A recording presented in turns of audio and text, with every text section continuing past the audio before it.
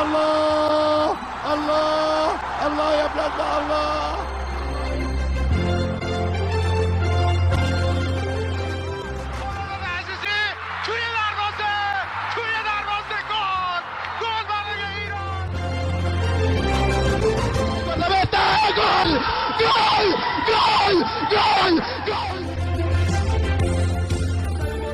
Fez a finta, lá vai Romário, é gol!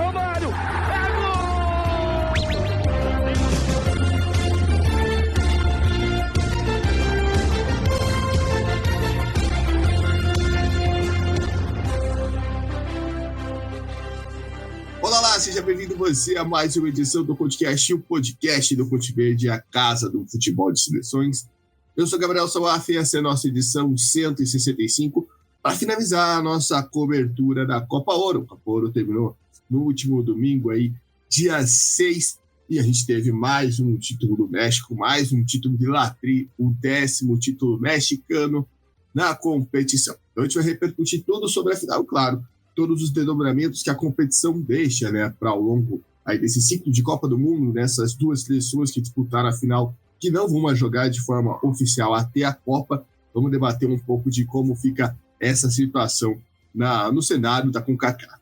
Antes de começar o nosso debate, eu convido você a seguir a gente nas nossas redes sociais, Threads, Twitter, Instagram, TikTok, @PonteVerde_. Por lá tem conteúdos diários, basicamente, sobre futebol de seleção. A gente postou até vídeo de repercussão sobre essa grande decisão da Copa Ouro, tem curiosidades do título do México, tem análise dos gols do título do México, feito pelo Nelson Vaz Júnior, que ele mandou pra gente, os gols mais bonitos, enfim, vários conteúdos por lá. Também convido você a seguir a gente aqui no Spotify, no YouTube, aonde você estiver acompanhando esse podcast, para acompanhar todos os nossos conteúdos. Se você não viu a nossa cobertura, né, tá chegando agora, dá uma conferida lá, a gente fez resumos diários sobre os jogos da Copa Ouro, enfim, atividades bem legais, e claro, a gente vai seguir aí, né, daqui a pouco tem data FIFA, daqui a pouco vai começar a fase final da eliminatória da CONCACAF, e a gente vai ficar de olho, então segue a gente por lá para não perder nada, e se puder, apoia.se/Ponteverde com R$10 por mês, você ajuda a gente a se estruturar, a melhorar cada vez mais o nosso trabalho. Não pode ajudar financeiramente? Compartilhe esse podcast com algum amigo seu que acompanhou a Copa Ouro e quer debater, né? Eu, quando ouço podcast, fico debatendo com a minha própria cabeça, não sei se com todo mundo é assim, mas que quer debater, que quer acompanhar, quer saber mais sobre esse mundo de futebol de seleções. Ao meu lado, o homem que deu voz aí ao minuto da Copa Ouro ao longo desse último mês, basicamente, né, de competição, foram 3 semanas, mas dá para contar até que foram um mês. Tainan Melo, Tainan, seja bem-vindo. A gente falou, né, que o México tinha um favoritismo, né, na semana passada, antes da semifinal. O México consegue esse título, tem que soar um pouquinho mais na final, mas consegue aí com a experiência, com o talento dos seus jogadores e também, claro, o Javier Aguirre levar lá 10ª para casa. Seja bem-vindo. Olá, Gabriel. Olá, todo mundo que nos acompanha no ContiCast. Realmente foi uma final em que cumpriu com as expectativas de ter o México campeão, por tudo que a gente debateu, discutiu, e também minimiza a pressão para o lado de Latri, né? A Latri poderia chegar muito mais pressionada para uma sequência de amistosos até para a Copa do Mundo, e aí os Estados Unidos é que vem com essa pressão, por assim dizer, por fatores que a gente vai discutir, por fatores que a gente vai analisar ao longo desse ContiCast. No final, no geral, uma Copa Ouro dentro das expectativas, com algumas zebras, com algumas surpresas, mas no geral, dentro de tudo que eu esperava que realmente acontecesse. Pois é, a gente vai falar muito sobre isso e já vamos começar, né? Você falou tirar, né, todo tipo de pressão, né? Por mais que o México tivesse conquistado a Liga das Nações da CONCACAF, que desse vamos dizer assim, um respiro à seleção mexicana ali no mês de março, né? Venceu o Panamá na final, conseguiu avançar na semifinal contra o Canadá naquela ocasião. Obviamente a Copa Ouro era um peso, né? Porque o México conquistou a última Copa Ouro, mas não tinha tanto brilho, né? Foi uma Copa Ouro que o México ganhou, mas, por exemplo, o Diego Roca foi demitido logo na sequência, né? Foi até um fato inusitado que depois entra o Javier Lozano. E aí, na outra anterior, tinha pedido para os Estados Unidos, né? Ou seja, sempre o rival. O México viu os Estados Unidos nos últimos 10 anos crescer muito, né? Por mais que os Estados Unidos ficassem fora de uma Copa do Mundo, sentiu essa distância diminuir. Isso para os mexicanos não é legal. Você acha, como você falou, quais são os aspectos que você vê que conseguem tirar essa pressão do México mesmo, mostrar que o trabalho do Aguirre, né, que foi um trabalho, dá para dizer até como um bombeiro, né, chegando aí menos de 2 anos na Copa do Mundo, após uma Copa América que o México não foi muito bem. Como que você avalia que esse título pode, de fato, dar moral, né? Pode, né, para uma seleção que vai ser anfitriã de uma Copa do Mundo, deixar as coisas mais calmas, né? Como que você viu também essa trajetória do México dentro da competição? Muitas vezes a gente foi aqui e falou que o México não convenceu, que o México não jogou tudo aquilo, né? Mas talvez o México nunca sofreu na competição, né? Acho que isso também é importante ressaltar. É verdade. A seleção mexicana, durante a Copa Ouro, a gente falou várias vezes aqui que a América jogou para o gasto, mas o fato dela ter jogado para o gasto ou ter desempenhado futebol que a gente via que poderia até ser mais vistoso, mas grande parte passou também pela eficiência, né? Então, era um modo seguro que o México entrou em campo em muitos jogos da Copa Ouro.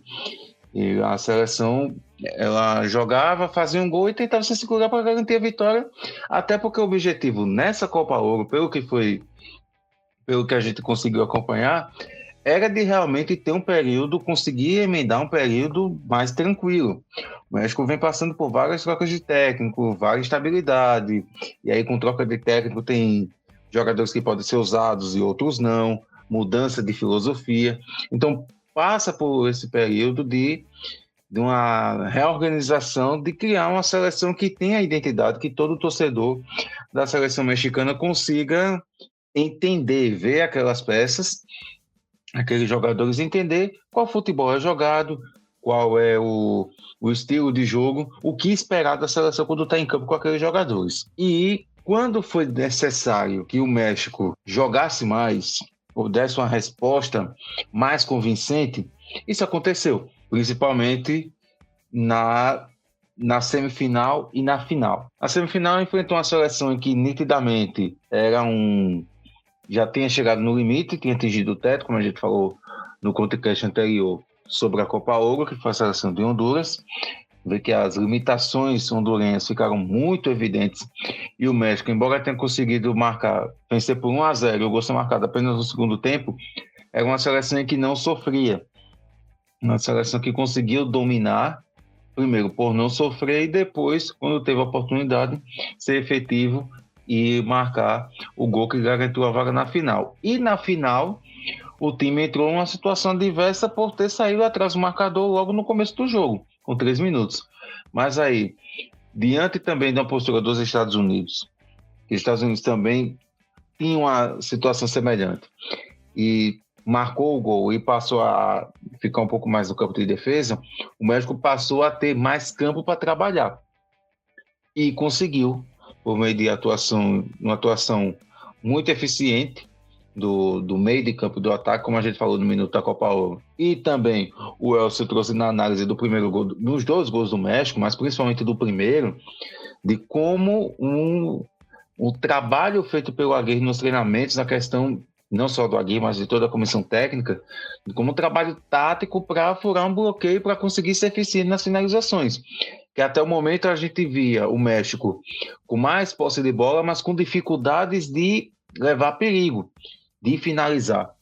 Mas aí, por meio da jogada do primeiro gol, uma atitude dos jogadores de confundir a marcação, de tentar quebrar a previsibilidade, foi eficiente para o Raul Jiménez marcar o gol de empate no primeiro tempo. E no segundo tempo, no lance da bola parada, o Edson Álvares garantiu não só a virada, mas também o título do México. De uma forma geral, vejo que o México consegue obter tranquilidade, não apenas pela conquista do título, mas por dar tranquilidade para o Javier Aguirre seguir com o trabalho, visto que o objetivo é ter um desempenho mais satisfatório na Copa do Mundo. Depois de tantas eliminações nas oitavas de final, o México não passa de fase na última Copa, né? Então, jogando em casa, jogando no México, eles querem pelo menos voltar a disputar o mata-mata. Uma competição que vai ter mais seleções, vai ter mais fases eliminatórias, mas acredito que essa vitória na Copa Ouro dá uma tranquilidade que não deu nas vitórias anteriores, porque sempre tinha o México conquista o título da Copa Ouro ou da Nations League, mas tem tanto a melhorar, não está agradando. Ainda não é de um agrado o desempenho do México dentro do que a seleção já fez, é verdade, mas já dá para ver uma evolução, e o objetivo é esse, ter vitórias, ter resultados positivos e trazer essa evolução de olho na Copa do Mundo. Logicamente que essa evolução poderia acontecer sem um título da Copa Ouro. Aí o tempo iria dizer, mas ninguém quer apostar apenas numa hipótese, numa adivinhação. Quer confirmar com títulos e com bons resultados. Então o México conseguiu minimizar a pressão por isso. Eu acho que se a gente para ver no aspecto Copa do Mundo, onde o México é muito cobrado por nunca passar das oitavas de final, né? A gente tem sempre essa história de que o México precisa bater de frente, né? O México nunca consegue ter resultados assim, de fato expressivos em Copa do Mundo. E se a gente pega essa atuação, acho que ainda preocupa nesse ponto, né? De como que o México vai entrar na Copa do Mundo, como que o México o México vai conseguir passar, o México vai conseguir jogar para brigar por uma vaga na próxima fase. São situações. A gente tem que lembrar, o México veio de uma campanha na Copa do Mundo que cai na fase de grupos.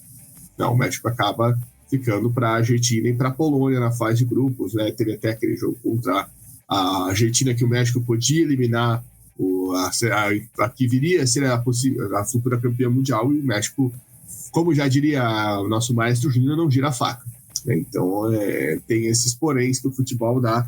Acho que, num todo, se a gente olhar, o México ainda não atingiu aquele patamar da gente olhar e falar, é a dona da casa que vai dar trabalho, né? Que a gente pode ver isso numa outra seleção que cedia a Copa do Mundo. O México não mostra esse tipo de futebol para a gente ficar preocupado. Nenhuma das 3 seleções, vamos dizer assim, né? Podemos até falar, após essa Copa Ouro, mostra um pouco de futebol para a gente falar, de fato, né? Pode aproveitar contra a casa para brigar, enfim, vai surpreender. Mas o México ainda está longe daquilo que os mexicanos esperam, né? Muito mais, né? A gente talvez não espere ver um México brigando lá nas cabeças, mas a gente sabe que o sonho do mexicano, como o futebol é muito forte por lá, o México tem uma tradição de participações em Copa do Mundo, né? É uma seleção que vai e volta, não, o México está sempre em Copa do Mundo. Há esse sonho que um dia o México possa bater de frente com os grandes, mas aparentemente não vai ser dessa vez, né? A não ser que em um ano a guerra mude muita coisa. Mas não é um caminho para o fracasso também. A gente acho que dá para a gente falar assim, o Aguirre está conseguindo construir. É um cenário bem melhor do que quando o México ganha a última Copa Ouro, isso sem dúvida absoluta, né? Vale a gente lembrar que em 2023, por que o clima estava tão ruim? Porque o México, a Copa Ouro foi logo depois da fase final da Liga das Nações, naquele ano, e o México tomou um pau dos Estados Unidos na final da Liga das Nações naquela ocasião. E os Estados Unidos, assim como nessa edição, mas só que daquela vez muito mais escancarada, vão com um time completamente reserva, né, para o torneio.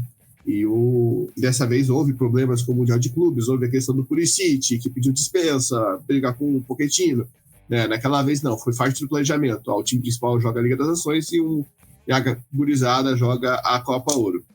E o México faz o seu papel de favorito, claro, conquista o título em cima do Panamá.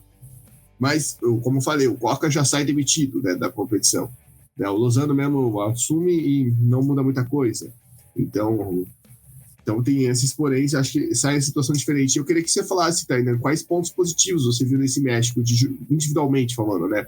A gente tem o Guilherme Mora, que surge com uma promessa incrível, com apenas 16 anos, já sendo titular da seleção. Acho que é um fato da gente destacar. Tem o Jiménez fazendo gol. Acho que um fato que a gente tem que falar é o Ochoa ficando no banco, né? O goleiro, enfim, se firmando numa competição como um todo, como titular. Enfim, quais destaques positivos dá para tirar desse título do México, né? Esse título aí que coroa o 10º campeonato mexicano na Copa Ouro. Posso fazer destaques por setor, né? Eu acho que o Malagón, o goleiro, fez uma boa competição. Não foi tão cobrado assim porque tem uma defesa forte, mas vai nesse ponto que você fala, né? O Ochoa fica no banco a competição toda. Então vamos ver se essa dependência do Ochoa começa a diminuir. Até porque o Ochoa é um goleiro que, se a gente analisa, ele faz muito mais pela seleção do que ter uma temporada constante nos clubes, né? Então é uma presença que fica ainda mais pela uma coisa mais simbólica, né? Aquele jogador mítico, aquele jogador identificado com a seleção. Mas dá para destacar a defesa, a dupla de zaga com César Montes, Johan Vasquez, foram bons jogadores na competição. O meio de campo dá para ter também destaque com Edson Álvares, com o Mora, que realmente é uma revelação. Você, esse jogador tão novo, chegou, já foi titular, já, com bom desempenho, trouxe uma novidade interessante para a seleção mexicana. E no ataque a gente tem o Raul Jiménez, que é a referência, e tem o Alexis Vega, que teve uma movimentação interessante. O Santi Jiménez ficou um pouco abaixo, pode ser que melhore. Se ele melhora, realmente tem um desempenho.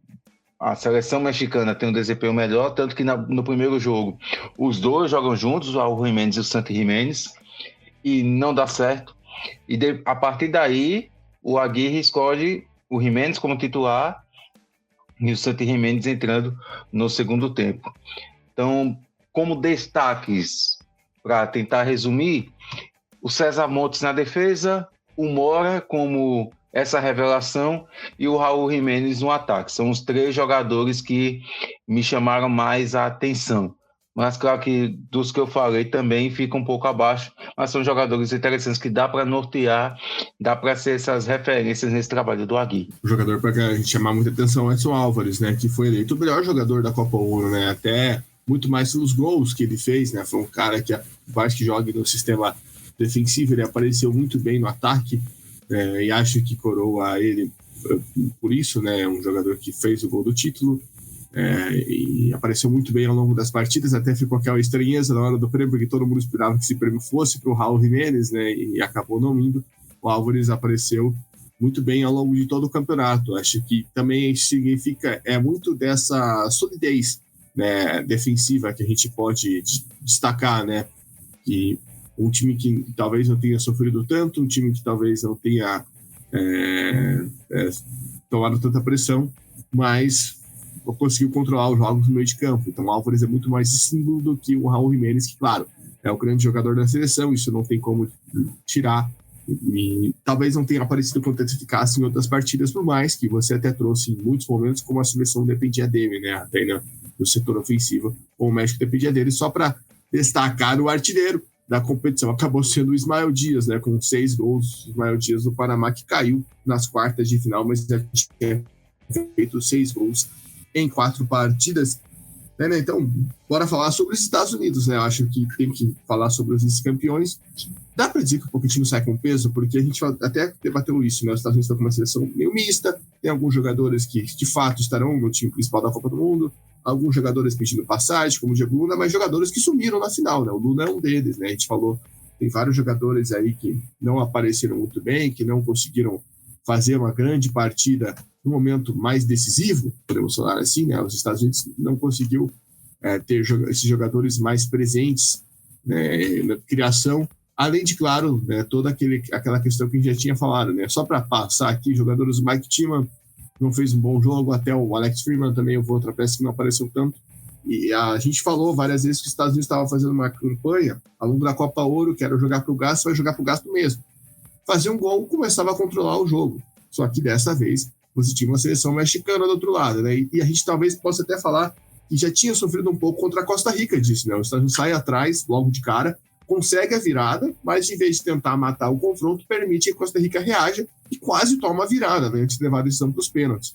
Você acha que o Pochettino pagou o preço, né, por isso? E qual que é a pressão que cai sobre ele aí há um ano da Copa do Mundo? E, claro, jogadores que você imagina que possam ganhar uma vaguinha no coração do professor aí, pensando num time principal para a Copa do Mundo. Gabriel, primeiro a gente tem que tentar entender o que o Pochettino ele tinha como ideia, porque assim, ele não tinha todos os jogadores que queria à disposição, mas acredito que ele entrou com essa seleção durante a Copa Ouro para tentar minimizar possíveis danos. O primeiro objetivo era não ter tropeços que causassem um vexame que pudesse ser marcante, para não ficar usando histórico o tempo todo. Flertou com perigo, principalmente no mata-mata, na fase de grupos não, até pela estreia muito positiva, com a goleada de Trinidad e Tobago, mas com o tempo a gente passou a ver que era uma seleção que teria dificuldades ao enfrentar seleções do mesmo nível, ou que o desequilíbrio não fosse tão grande. E isso aconteceu. Isso aconteceu já no jogo contra a Guatemala, no jogo, na verdade, contra a Costa Rica primeiro, depois no jogo contra a Guatemala também, embora a Guatemala tenha reagido tardiamente, mas também levou pressão na reta final, poderia ter empatado o jogo. E aí chega no jogo contra o México, uma jogada que já tinha dado certo durante a competição, né? Cruzamento, na bola parada o Richards decidindo, mas aí enfrentou um adversário que era muito mais qualificado e que podia realmente dar mais trabalho, como deu. Poderia realmente virar o jogo e evitar o título dos Estados Unidos. E o que foi que aconteceu com o México. Então, de uma forma geral, o desempenho dos Estados Unidos é abaixo de uma forma geral, porque mesmo que jogando em casa, enfim, a gente sabe que não é a torcida que faz uma presença, enfim, tão grande, ainda não está na cultura do norte-americano está ali apoiando, como apoiou, por exemplo, as outras seleções, México, Guatemala, principalmente a Guatemala, que é uma presença um apoio bem mais fervoroso, mas ainda assim tem uma certa pressão, porque a cada ciclo a gente vê que existem jogadores mais presentes em ligas, em grandes ligas, e aí automaticamente fica aquele conceito de jogador que atua numa grande liga, chega para a seleção e tem que desempenhar tão bem quanto desempenha lá. Claro que existem diversas circunstâncias, não é uma ciência exata, mas espera-se que os jogadores possam ter um desempenho melhor a fim de fortalecer o conjunto. E essa é a grande interrogação que fica com esse trabalho do Pochettino. O Pochettino vai conseguir fazer um trabalho que seja minimamente agradável. Não tem eliminatórias, porque os Estados Unidos são sede, então vai ter mais dificuldades, talvez possa ter, de encontrar adversários qualificados para desempenhar, para tentar encontrar um conjunto interessante, mas aí é um desafio que é posto a praticamente todas as seleções anfitriãs. E os Estados Unidos, vale destacar também um pouco o tempo de trabalho que o Pochettino tem. O Pochettino vai ter que realmente se desdobrar e contar com esses jogadores que ficaram de fora para tentar fortalecer o desempenho da seleção. São jogadores que me chamaram a atenção. O Richards na defesa é um pilar ofensivo. O Afsten foi um bom jogador durante a sequência da competição, um jogador bem utilizado. O Berhalter também, o cara da bola parada. O Diego Luna e o Tillman. Esse trio, né? Luna, Tillman e Aguemando, foram os 3 jogadores que foram os principais goleadores, né, dos Estados Unidos, junto com o Tillman. Luna e o Tillman marcaram 3 gols, o Aguemang e o Richards marcaram 2. Então, passou muito por esses jogadores. Foram destaques, mas não dá para se sustentar apenas com eles. E a prova disso foi o desempenho na final. Todos eles tiveram um desempenho muito apagado, até pelo fato dos Estados Unidos serem um time, não dá para dizer que foi um time retranqueiro, mas um time que fazia um gol e pronto, se contentava com isso. É um time muito reativo. Ser retranqueiro não necessariamente significa ser reativo. É um time muito reativo dos Estados Unidos. Então, e dessa vez não deu certo, por ter essa seleção muito qualificada e que não apenas tinha a qualidade técnica, mas tinha uma defesa sólida e que sabia anular os jogadores. E foi isso que aconteceu. O Luna teve uma atuação muito apagada, diferente dos outros mata-matas, porque foi neutralizado. O Tillman, a mesma coisa. O Aguemang também. Uma atuação muito abaixo desses jogadores, porque encontrou uma seleção que sabia neutralizar essas peças ofensivas. Então, os Estados Unidos têm uma pressão, têm uma cobrança, mas o Pochettino também tem a justificativa. Eu não tinha todos à disposição. Passa agora a ter a responsabilidade e a cobrança maior de ter um desempenho melhor com os jogadores que ele escolher. E precisa ter jogadores de mais qualidade técnica. E aí fica essa questão dos Estados Unidos, o tanto que eles podem render.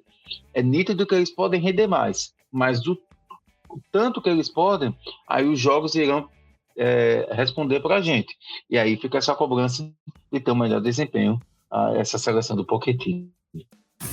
Pois é, a gente fica de olho nos amistosos, principalmente, né? E lembrando que o Pochettino, ele teve talvez o seu grande desafio, né, na frente da seleção dos Estados Unidos no começo do ano, e não se deu bem, né? O Pochettino, ele acaba perdendo a Liga das Nações, ele é eliminado, né, logo de cara para a seleção do Panamá na semifinal da Liga das Nações, ou seja, ele não conseguiu se desenvolver, e ainda também teve a questão de não vencer a disputa de terceiro lugar, né? Então é um momento aí, uma situação complicada, né, que ele passa, né? Então ainda não conseguiu dar os resultados esperados, podemos dizer assim, talvez, da seleção dos Estados Unidos, né? Ele que chega em setembro, né? Depois ele ainda vence ali amistosos, né? Inclusive contra o Panamá, né? Tem outros resultados ali no final do ano, mas de fato em competições oficiais, que eu acho que é onde o torcedor norte-americano, onde o pessoal está mais de olho, né? Está mais atento, não consegue conseguir outros potenciais. Eu estou até passando aqui, né? Ele tem um amistoso contra o Panamá, que é o primeiro jogo dele, que ele ganha de 2-0, e aí depois ele acaba perdendo para o México na sequência por 2-0, né? Um jogo que quebrou lá aquele tabu do México não vencer os Estados Unidos há muito tempo e manteve isso na final da Copa Ouro.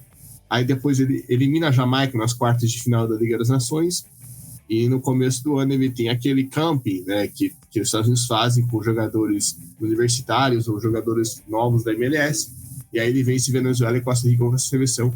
E aí depois vem esse desnível, né?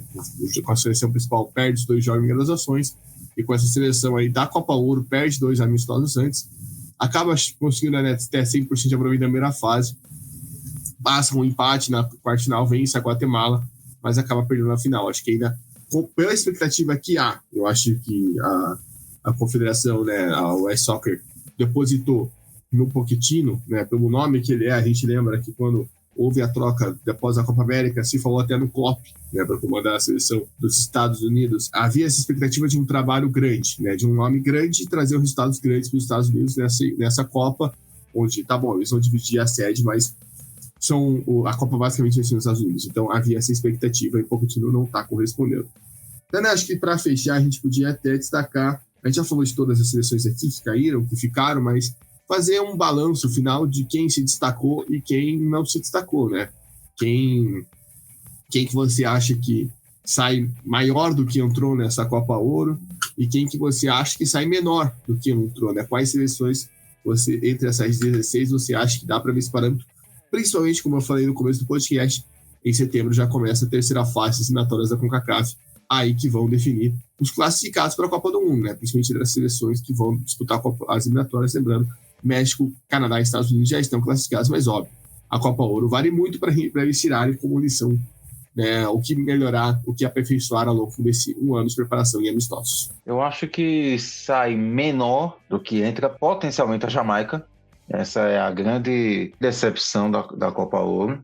Já não vinha jogando bem, mas era um grupo que a gente falava e falou repetidas vezes, que era bem acessível pelo que a seleção já demonstrou, e era um grupo que tinha o Panamá como favorito, tinha Guadalupe bem abaixo e a Guatemala que poderia ser um pouco mais equilibrado.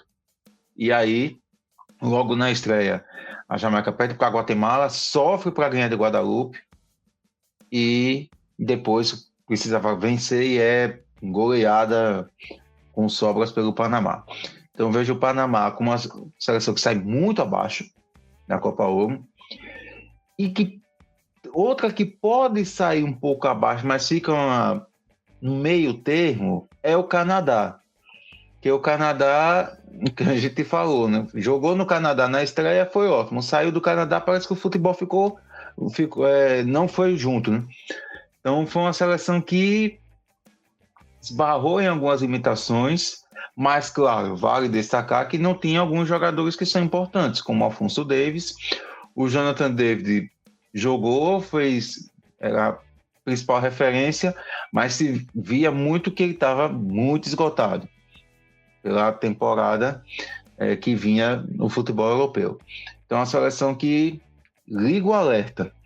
O trabalho do Jesse Marshall que ele vai fazer para dar essa melhora na seleção, tendo em vista a Copa do Mundo. É uma seleção que liga o alerta e sai um pouco menor, mas não é um motivo ainda para ter um grande alarde. Acho essas duas seleções que saem um pouco abaixo. O Panamá é uma seleção que entra na mesma, e sai da Copa Ouro, apesar de ter perdido para Honduras, mas é uma seleção que joga bem, que tem qualidade e acredito que vai se classificar à Copa do Mundo. Acredito que sai na mesma, sai com a decepção do resultado, mas a atuação, quando esteve concentrada, ela foi muito bem. Então, a seleção realmente que pode voltar a disputar o Mundial. E, para mim, as seleções que saem com saldo positivo são Honduras e Guatemala. Honduras ficou evidente as limitações. Ficou evidente as limitações que o Reinaldo Rueda vai ter um trabalho muito grande, mas em uma seleção que, até na primeira fase, como um todo, na verdade, mas principalmente na fase de grupos, é uma seleção que não foi tão bem, né? É goleada pelo Canadá na estreia, mas ela mostra eficiência dentro daquilo que propõe.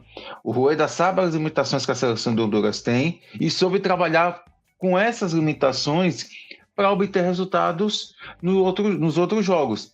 Contra El Salvador, que foi um clássico, foi muito disputado, mas nivelado por baixo. Foi eficiente nas finalizações. Contra a Curaçao, a mesma coisa. Foi um jogo muito aberto. E depois o mata-mata é eficiente em ter a leitura do jogo para conseguir buscar o empate contra o Panamá e vencer nos pênaltis. E aí chega diante do México e esbarra nas limitações.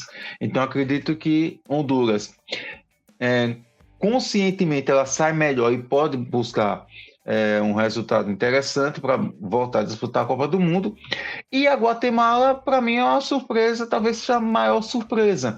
Eu não esperava muito da Guatemala, mas a Guatemala ela consegue ter um desempenho muito aguerrido. Ela tem um apoio do torcedor, isso conta mesmo jogando em outro país, mas uma seleção em que tem as peças, tem os jogadores já certos de que o desempenho, uma vitória da Guatemala necessariamente passar por jogadores que são importantes, como o Rubim, como o Santos e outros jogadores que possam formar esse conjunto, esse trabalho do Tena, e é uma seleção em que pode surpreender, pode conquistar a vaga na Copa do Mundo. Seria bem interessante ver a Guatemala com esse trabalho, com essa sequência, ver até onde a Guatemala pode buscar realmente ter essa sequência de bons resultados, não ficar apenas na Copa Ouro, buscar resultados além.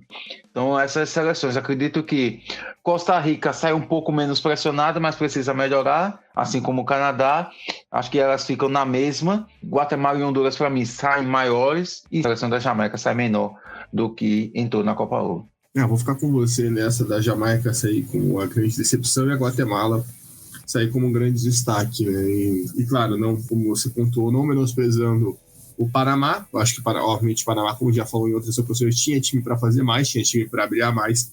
E a Costa Rica, claro, ela deixa aquela impressão que a gente tinha inicial de que não poderia brigar tanto, mas também não é nada para a gente falar, o Herrera já conseguiu mudar as coisas nos Chicos. Mas uma outra seleção que eu quero destacar, e óbvio, ela vai perder muito, não sei como vai conseguir trabalhar isso, né, o que ganhou, o que produziu na Copa Ouro, é a República Dominicana, porque é uma seleção que disputa pela primeira vez, que faz bons jogos, né? Consegue fazer uma grande estreia contra o México, consegue fazer um bom jogo contra a Costa Rica, né? Sai na frente, né? Mesmo com a menos, segura um empate contra o Suriname, sai, acho que da sua primeira participação com boas impressões, né? Não joga com seus principais jogadores, o Firpo e o Mariano Dias, que acabam de fora por lesão, e mesmo assim faz uma campanha bem ok. Acho que, claro, a classificação ia ser legal, ganhar um jogo ia ser legal, mas não foi a realidade. Mas acho que sai com mais valores positivos do que negativos.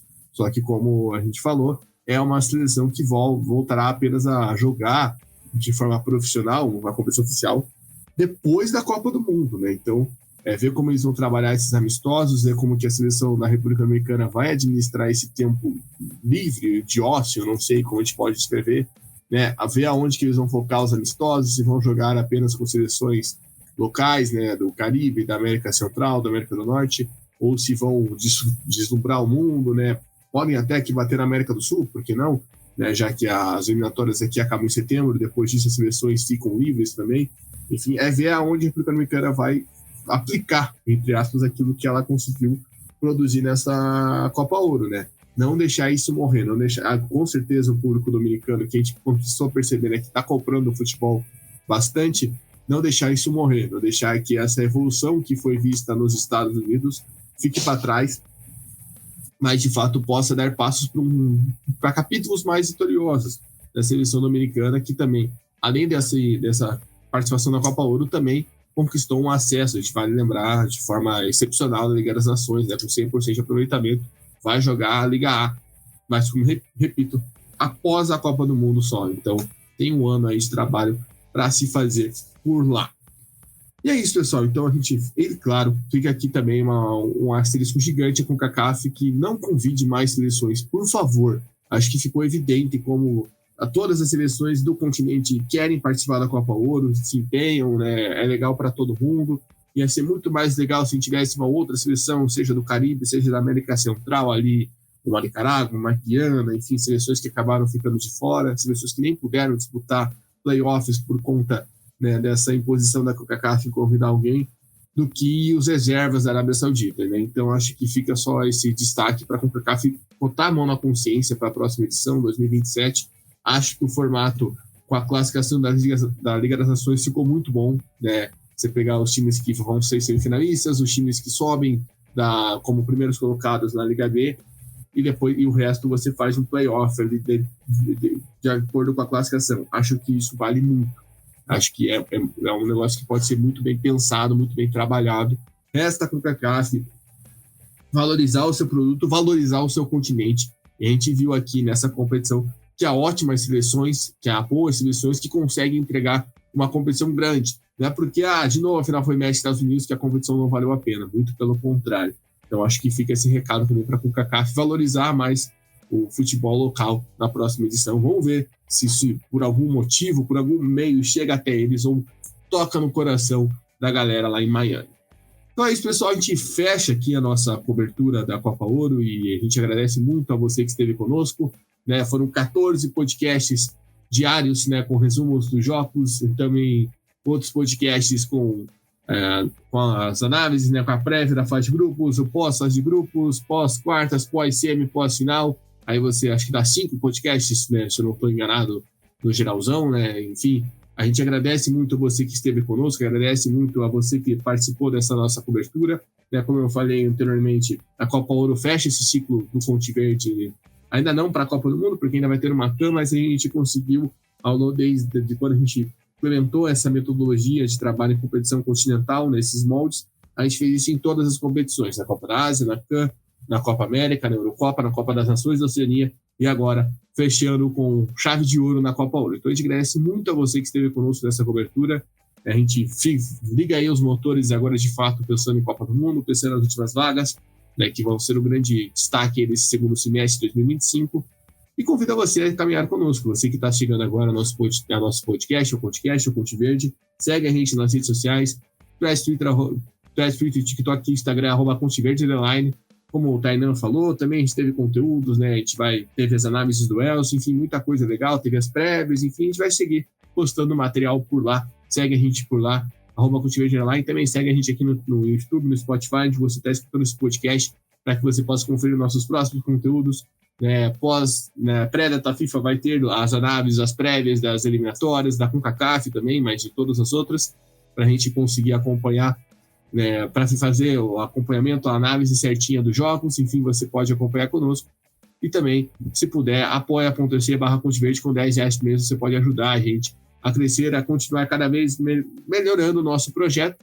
E, claro, compartilhe com seu amigo para ele possa conhecer o CultiVerde, para que nosso trabalho possa chegar a cada vez mais e mais pessoas. Renan, um abraço. Agradeço demais pela sua parceria aí nesses podcasts. Agradeço demais pela nossa... Tô comprando a ideia, né, do Minuto da Copa Ouro, ter participado aqui dessa cobertura. Agradeço muitíssimo.